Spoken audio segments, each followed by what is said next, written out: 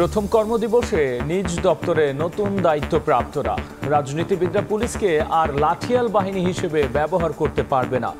অন্তর্বর্তীকালীন সরকারের সঙ্গেও ভারত সুসম্পর্ক বজায় রাখবে বলে আশা।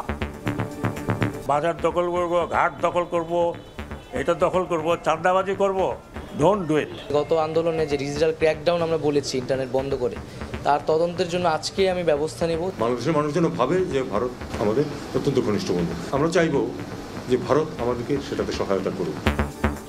শপথ নিলেন প্রধান বিচারপতি সৈয়দ রেফাত আহমেদ।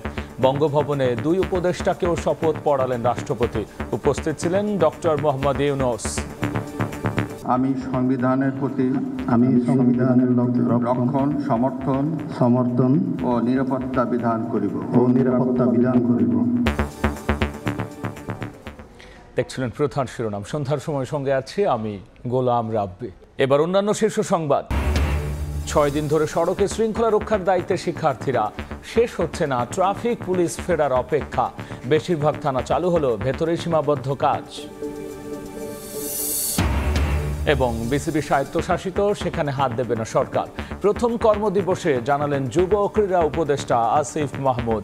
বললেন নারী টি-20 বিশ্বকাপ আয়োজনে নেওয়া হবে সব ব্যবস্থা।